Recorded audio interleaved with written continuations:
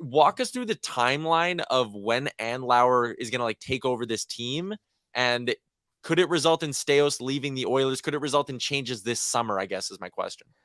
So the timeline is actually still unclear, and that's the part where I think everyone's really curious.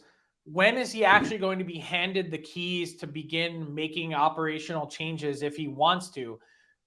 You know, I explained this yesterday. The idea, like, if you've bought a house, you understand you've signed the agreement of sale, which is essentially where they're at the moment between Andlauer and the Sens. And it takes like 30, 60, 90 days, whatever it might be, to then actually close on the property or close on the team. So that's sort of what we're waiting for, is that closing process. It's not going to happen overnight. It also requires former NHL governor, board of governors approval. That's a rubber stamp. Andlauer has had a seat at the table already as a minority owner of the Montreal Canadiens. But as it relates to the Oilers, I think this is a pretty significant juncture, because the Oilers were sitting back a few weeks ago saying, well, let's be ready just in case Michael Andlauer wins the Sens. But if he doesn't, then I guess we don't really have any decisions to make. And now we're at the point where push is coming to shove.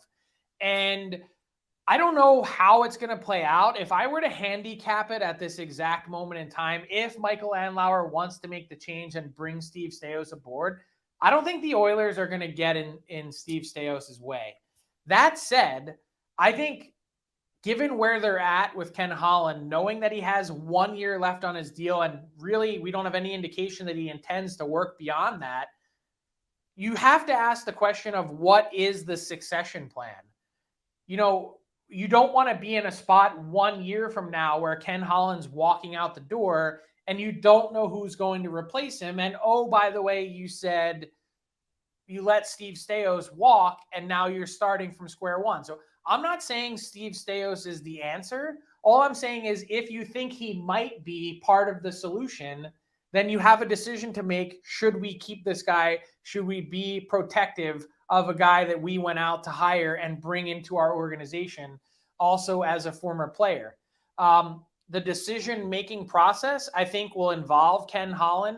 Paul Coffey is going to have a big, big say. I think it's the most underreported story in the NHL, really, how much influence Paul Coffey has in the Edmonton Oilers operation. Very big seat at the table. I don't expect him to be one of those guys that steps into, being a president or a GM or something like that, but he certainly has the trust and voice within the team. And, it's an interesting spot because the Oilers, they have actually one of the smallest front offices in the league. You've got Bill Scott as the assistant GM. You've got Brad Holland as an assistant GM, Tyler Wright as an assistant GM. These guys are all well thought of, but I'm not sure that any one of those guys is sort of looked at as the successor.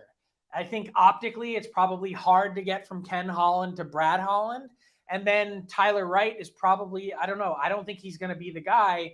And I'm not sure that anyone's, pounding their fists on the table for Bill Scott. So it kind of raises the question, where do the Oilers go next? That is become a significant one to at least begin to talk about because of the Andlauer situation with the Sens. Is it not weird that they have a small staff? Like, there's no cap on spending there. You'd think an organization like the Oilers could afford to, round out their staff, have more seats at the table, maybe dig more into the analytics side of thing, and not even just to get into that debate. Like, why would you run a small staff? 29 staff members. I think the Arizona Coyotes have 38.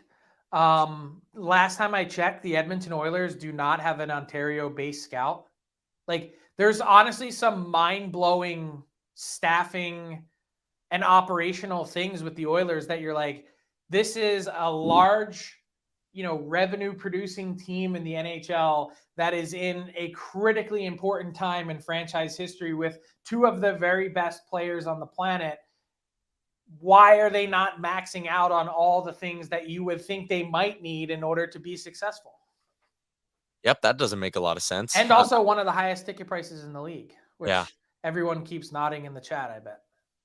Yeah. I mean, how many good players come out of Ontario? I mean, come on. It's what a fledgling province that is.